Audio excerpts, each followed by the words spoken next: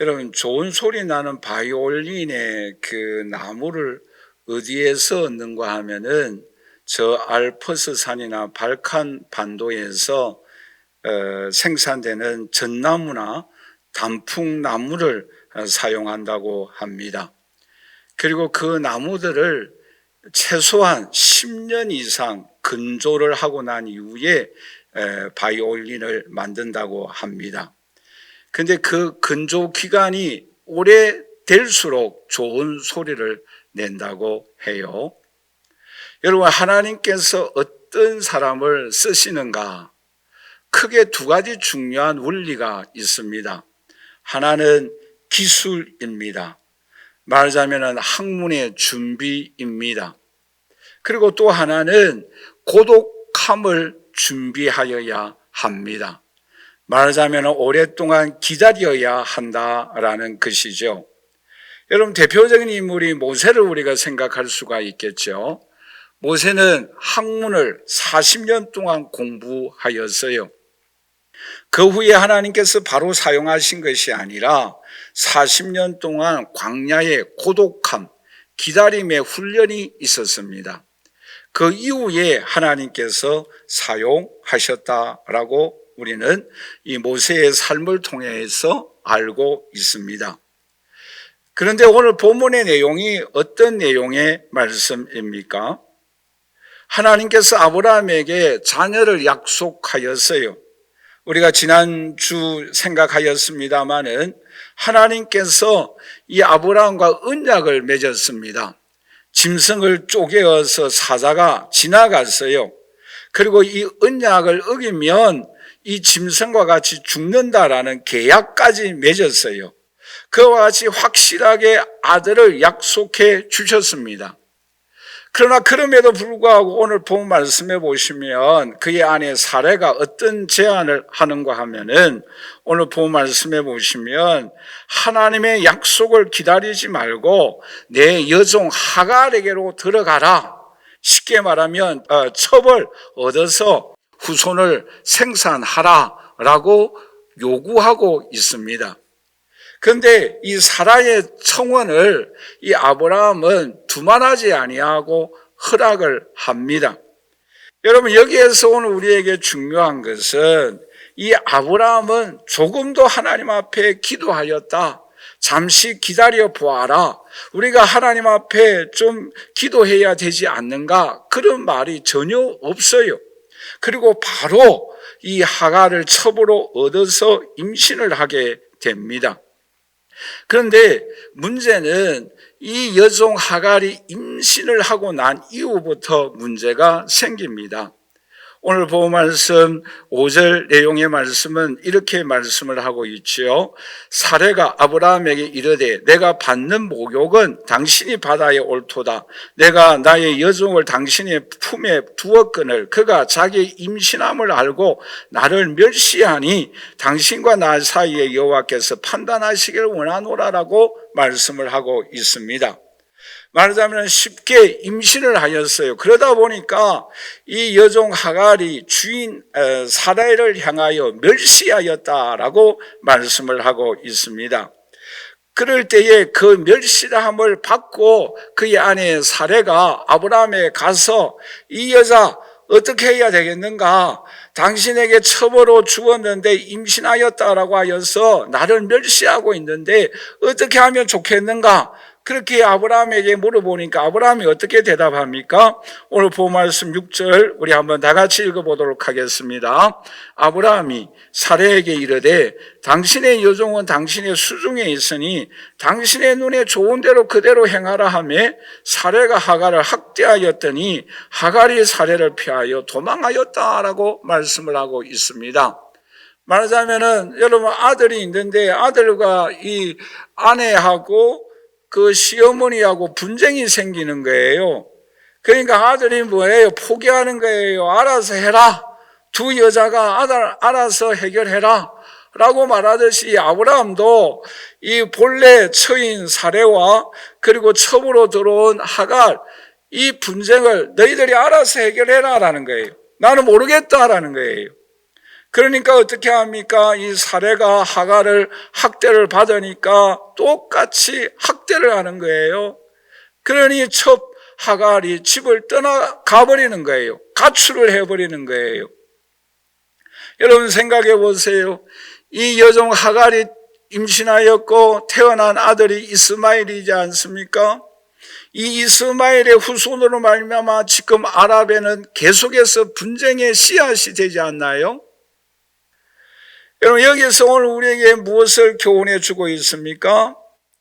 여러분 하나님의 방법, 하나님의 약속을 믿고 끝까지 기다려서 이삭을 낳아야 합니다.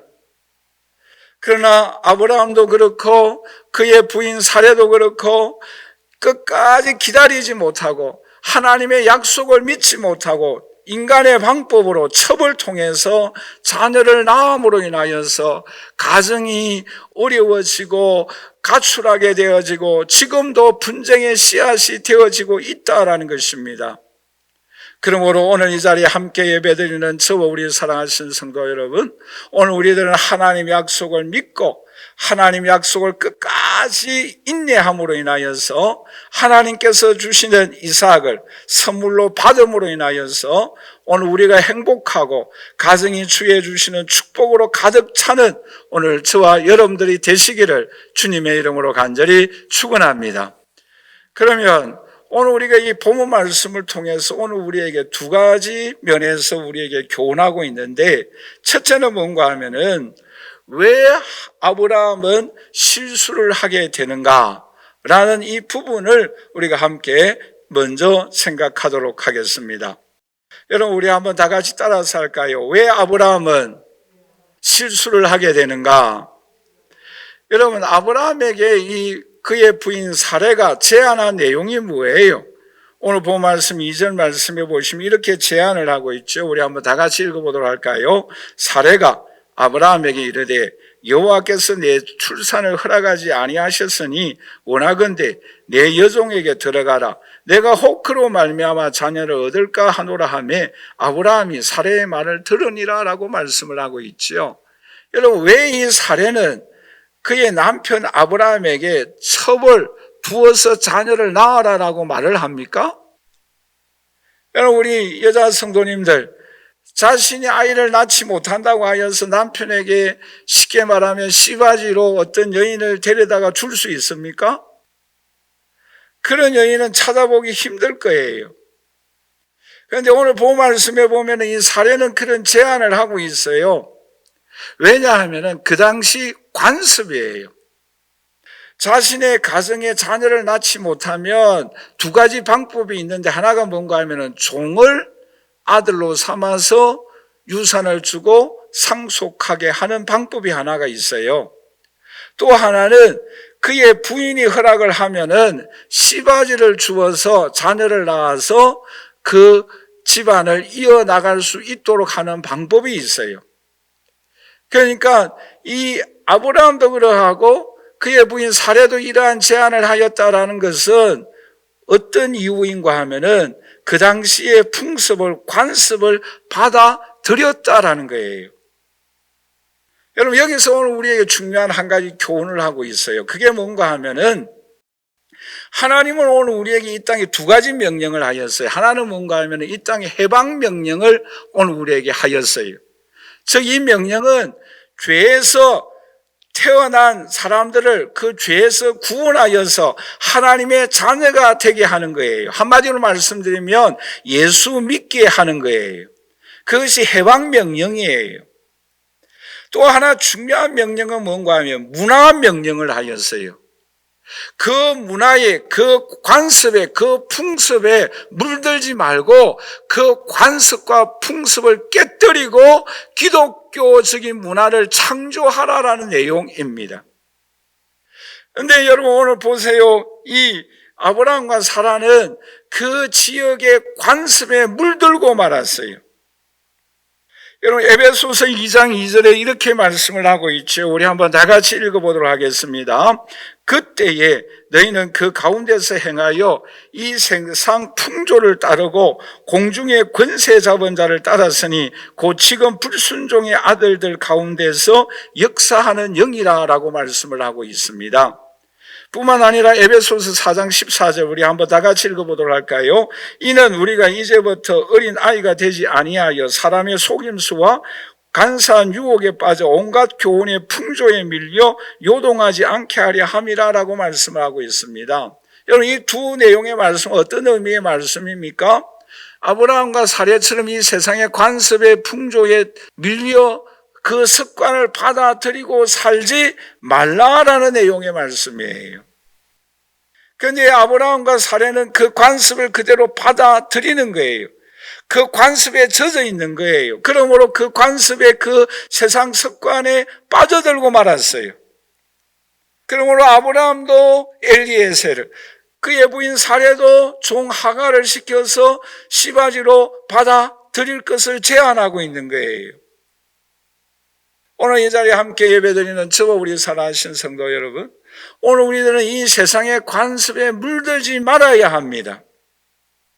우리는 이 세상에 변질되지 아니하고 오늘 저와 여러분들은 뭐예요? 변화시키는 하나님의 자녀가 되어져야 할 것을 오늘 우리에게 말씀하고 있는 거예요. 여러분, 뿐만 아니라 왜 이 아브라함이 이러한 실수를 하게 되어집니까? 사람의 말을 듣고 하나님의 말씀에 귀를 기울이지 아니하였다라는 거예요. 사람의 말을 듣고 사람의 방법에 따라서 행동하였던 것입니다. 여러분, 우리가 지난주에 생각하였지 않습니까? 하나님은 아브라함에게 언약을 맺었어요. 짐승을 쪼개면서 그 사이를 지나가면서 만약 이 언약을 어기면 누구든지 죽는다라는 그러한 언약을 맺었어요. 하나님은 반드시 지킵니다. 그런데 하나님의 이 약속을 이 아브라함은 끝까지 믿지 아니했어요. 하나님의 주권을 인정하지 아니했어요. 하나님의 약속을 기다리지 못하였어요. 여러분, 여기서 우리가 굉장히 아쉬운 것 중에 하나가 뭐입니까? 아브라함이 하나님 앞에 잠시 동안 묵상을 한다든지 기도를 한다든지 하나님의 뜻이 무엇인가라는 것을 기다리는 그러한 시간이 전혀 없어요. 왜요? 이것이 쉬운 방법이기 때문에. 그래서 결과적으로 어떻게 되어집니까? 4절 말씀해 보시면 우리 한번 나같이 읽어보도록 할까요? 아브라함이 하갈과 동침하였더니 하갈이 임신하며 그가 자기의 임신함을 알고 그의 여주인을 멸시한지라라고 말씀하고 있지 않습니까? 아, 그래, 이 방법이지. 아, 나는 그래도 힘이 있어. 그런 자신감을 가질 수 있지 않겠어요? 단번에 그쳐 임신을 해버리는 거예요. 인간의 방법은 굉장히 쉬워요, 그렇죠? 그러나 하나님의 방법은 오랜 기다림이 있어야 한다라는 것입니다. 하나님의 방법은 25년간이에요. 하나님의 방법은 이해되기 쉽지 않습니다. 설명할 수가 없어요. 그런데 여기서 오늘 우리가 주목하여야 할 한 가지 중요한 이유가 있어요. 여러분, 왜 하나님은 아브라함과 사라에게 25년 동안 기다리게 하였겠습니까? 여러분, 왜 아브라함과 사라가 애굽에 갔을 때에 왜 하나님은 끝까지 사라의 태를 귀중히 여기고 지켜주셨습니까? 애국 왕으로부터 말하자면 부정한 그러한 씨앗을 낳지 않도록 막아주셨습니까? 여러분, 로마서 4장 18절에서 19절을 우리 한번 다 같이 읽어보도록 할까요? 같이 읽겠습니다.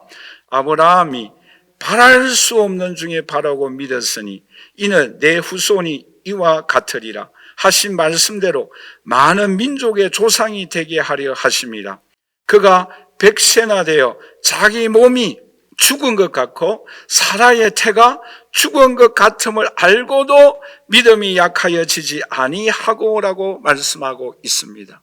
여러분, 여기서 아브라함과 사라의 태가 어떻게 하여야만이 이삭을 낳을 수 있습니까?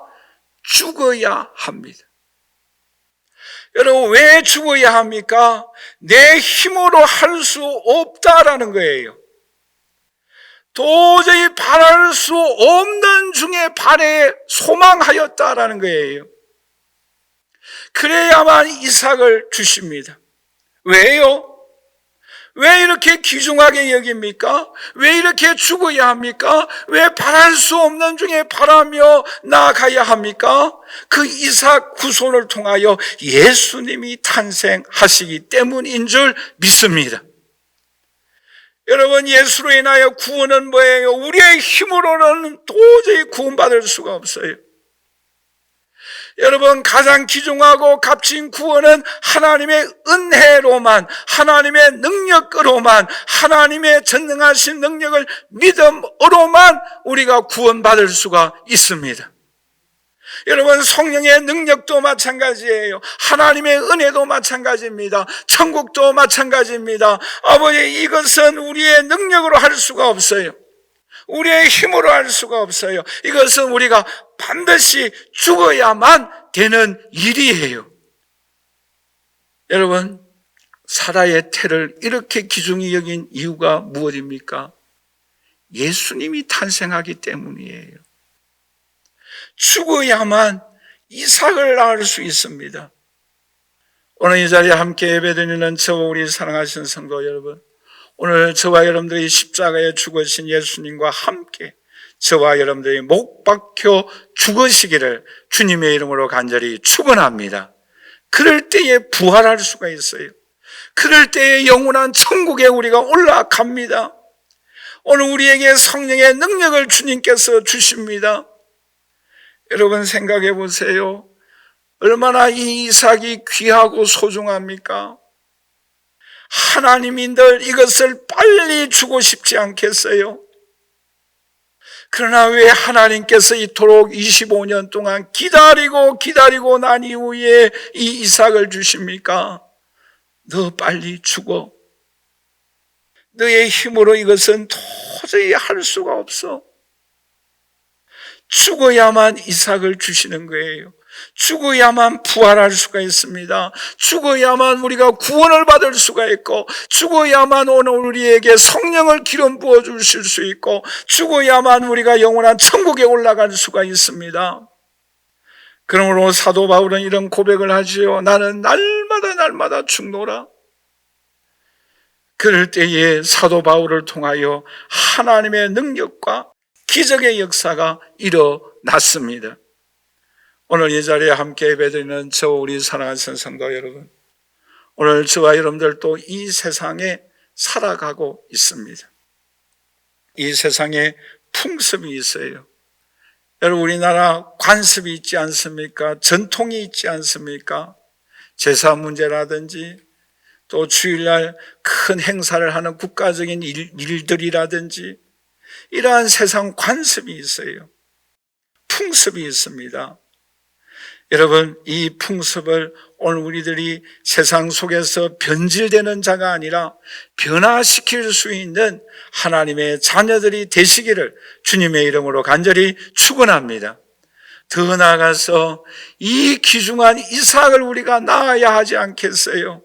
이 이삭을 선물로 받고 웃음이 가득한, 행복 가득한 가정이 우리의 삶이 되어져야 되지 않겠습니까? 그러기 위하여서는 아브라함과 사라가 둘 다 죽어야만 이삭을 낳을 수가 있듯이, 오늘 저와 여러분들 한 사람 한 사람이 예수님의 십자가와 함께 죽음으로 인하여 부활의 영광이 오늘 우리에게 찾아올 수 있기를 주님의 이름으로 간절히 축원합니다. 그럴 때에 영원한 천국이 오늘 우리에게 주십니다. 그럴 때에 오늘 우리에게 성령의 능력을 기름 부어 주십니다.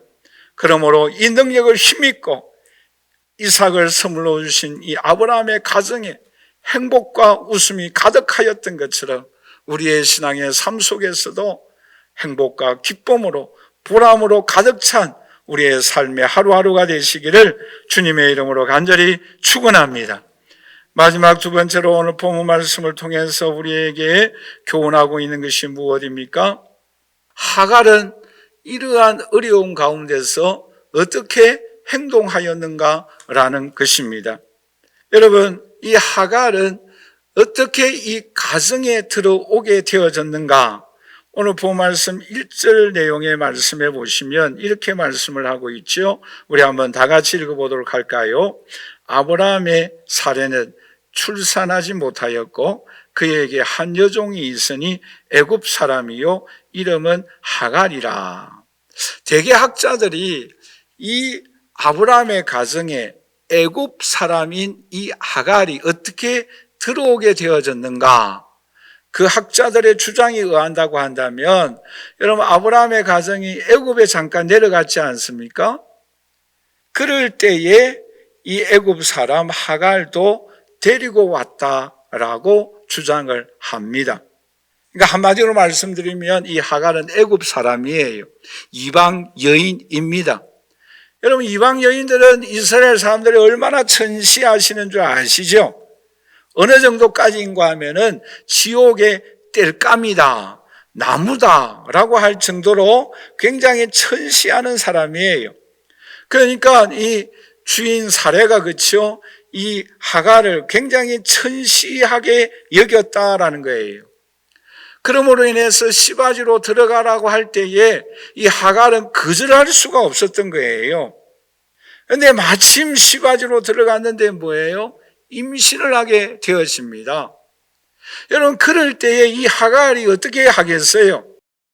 그동안 천시받았던 것을 주인 사례에게 복수하는 거예요. 그러므로 이 하갈도 어떻게 합니까? 주인을 굉장히 멸시하는 거예요. 왜요? 배에 임신하였기 때문에. 아브라함의 씨가 있기 때문에.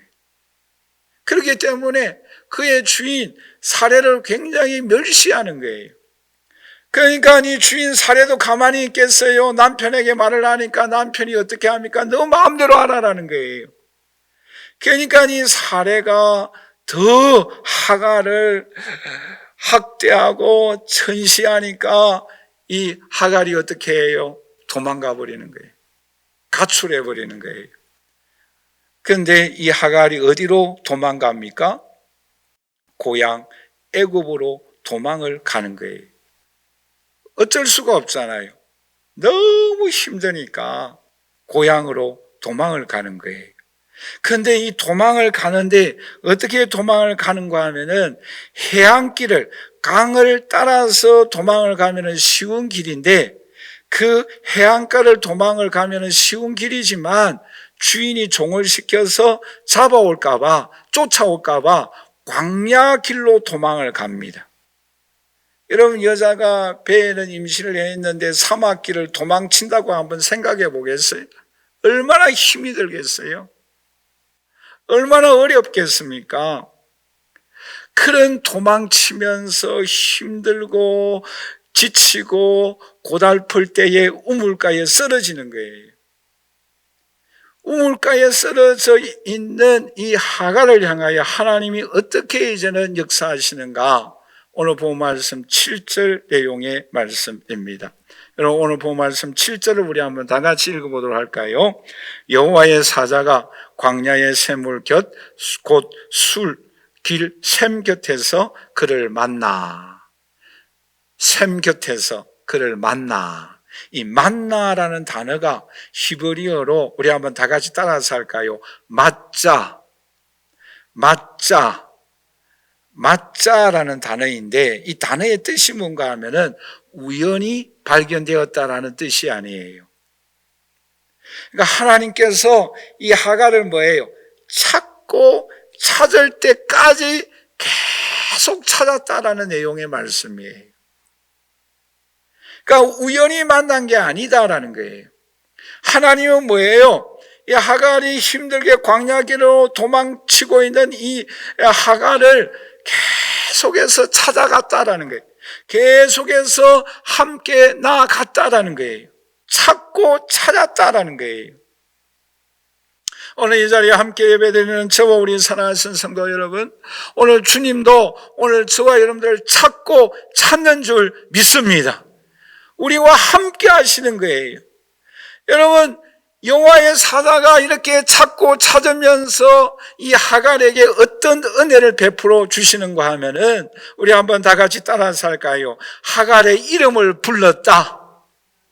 여러분, 오늘 본 말씀 8절 내용의 말씀을 우리 한번 다 같이 읽어보도록 할까요?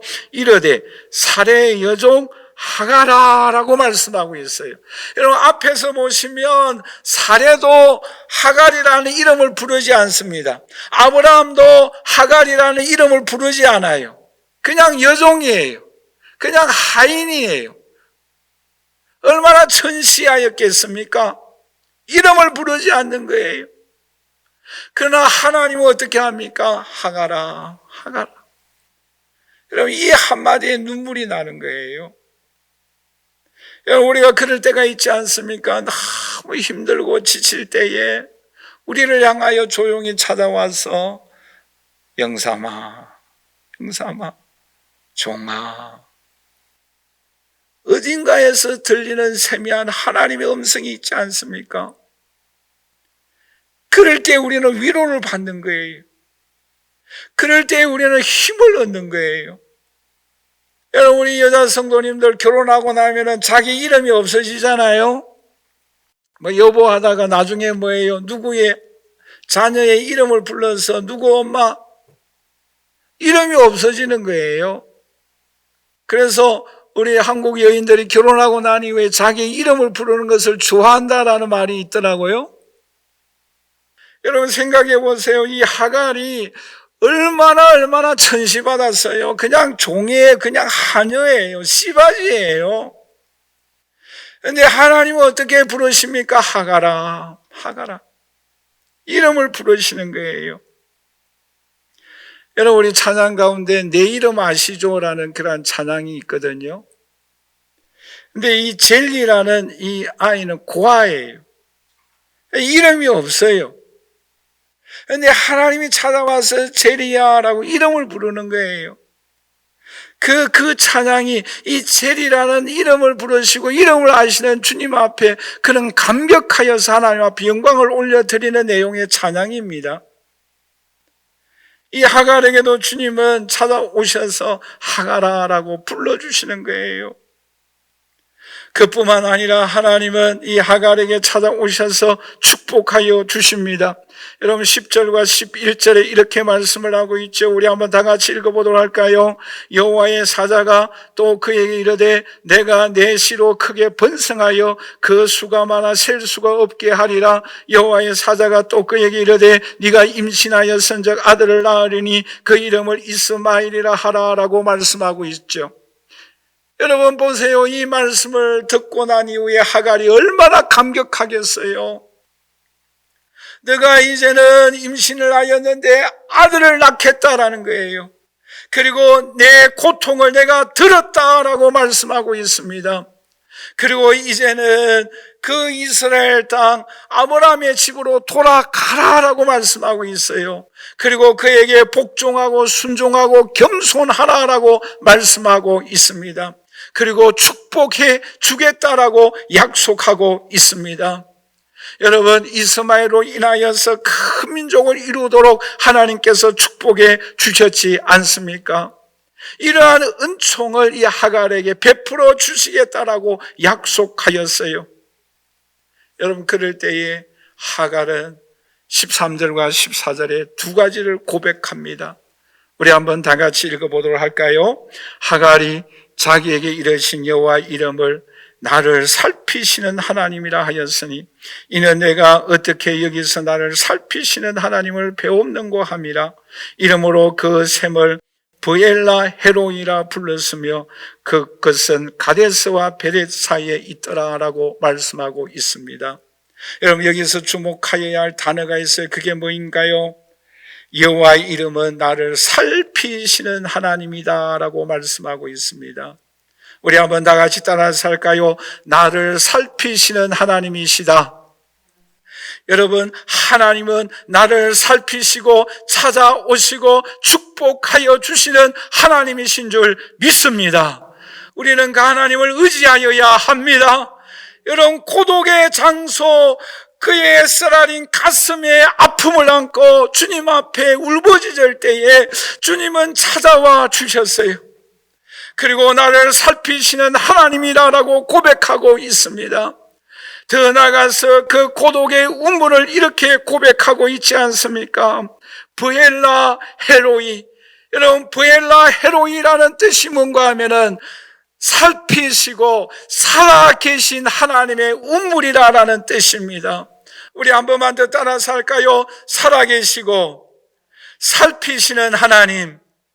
여러분, 오늘 이 시간도 살아계신 하나님이신 줄 믿습니다. 그 살아계신 하나님은 이 시간 저와 여러분들을 살펴주시고 계십니다. 우리의 모든 고통을 들어 응답하여 주십니다. 우리를 만나 주십니다. 우리를 축복하여 주십니다. 우리에게 은혜를 베풀어 주십니다. 우리에게 능력을 베풀어 주십니다. 우리는 하갈이 고백하였던 것처럼 나를 살피시는 하나님, 브엘라 헤로이라고 고백하는 오늘 저와 여러분들이 되시기를 주님의 이름으로 간절히 축원합니다. 우리는 이 땅에 살아갈 때 때때로는 절박할 때가 있습니다. 정말 내 힘으로 어찌할 수 없는 상황이 우리에게 찾아올 때가 있습니다. 그럴 때에 철저하게 우리 자신을 죽이도록 하십시다. 그럴 때에 하나님만을 의지하도록 하십시다. 오직 하나님만이 하실 수가 있습니다. 그럴 때에 전능하신 하나님이 우리에게 찾아오십니다. 여러분, 하갈도 어찌할 수가 없었어요. 도망할 수밖에 없지 않습니까? 광야의 길을 헤매면서 찾아 죽음을 정말 위기 가운데서 하나님을 찾을 때에 하나님이 그에게 찾아와 주셨어요. 축복하여 주셨습니다. 은혜를 베풀어 주셨습니다. 그러므로 오늘 우리들도 하갈처럼 하나님을 만나고 살아계시고 살피시는 하나님이라고 고백하는 오늘 저와 여러분들이 되셔서 하나님께 영광을 올려드리는 저와 여러분들이 되시기를 주님의 이름으로 간절히 축원합니다.